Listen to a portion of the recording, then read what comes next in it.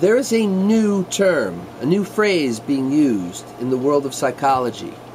It is called intellectual disabilities.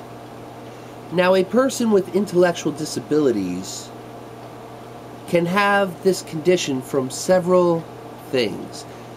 A person can be born with intellectual disabilities from, let's say, an extra chromosome in the genes.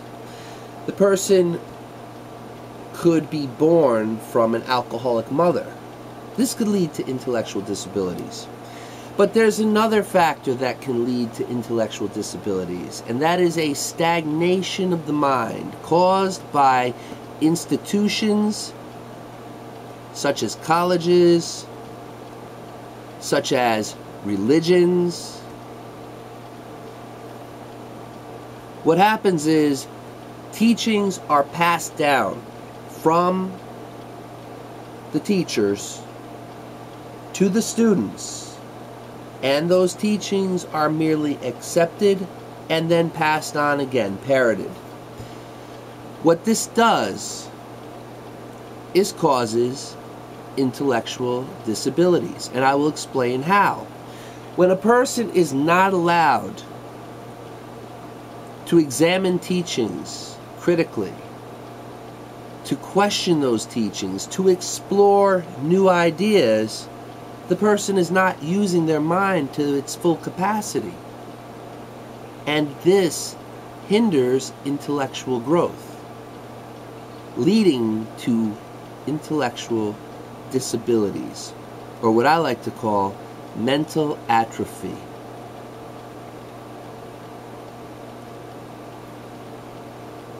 Some out there in YouTube land like to call names. They like to say people who leave the Watchtower Society are angry apostates, they're bitter, they didn't get their way. Well, the truth is, some of us realized something seriously wrong was going on to our minds. We were not using them to their full capacity, and we broke free. In turn, we've been labeled apostates. We've lost our families and friends as a result. But that was the sacrifice we made to gain control over our minds. Now I ask you, anybody out there that wants to call names to ones like me that have escaped this trap, who else is going to educate you about intellectual disabilities and how it's being caused in the Watchtower Society environment? Teachings are being given to the members, and then those members are given a choice. Either accept those teachings or get out and be labeled apostate, shunned by your family and friends for rejecting our teachings. This forces the people to cling to these teachings and then parrot these teachings even when they don't necessarily believe these teachings. So I ask again, who is going to tell you this information? A former Moonie? A former Mormon? A former Seventh-day Adventist?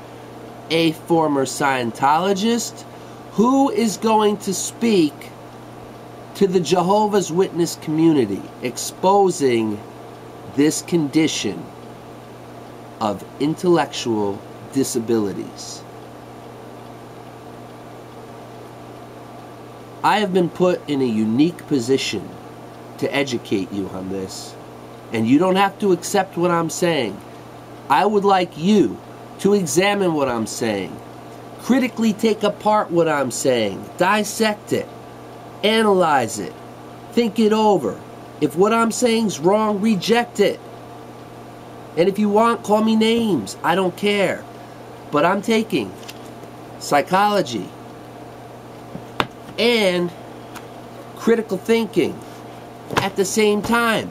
This is where I learned about intellectual disabilities, from this book. And this is where I learned about critical thinking and how minds can stagnate by not using critical thinking abilities. Incidentally, That phrase, intellectual disabilities, is being ushered into the world of psychology now to replace the phrase mental retardation.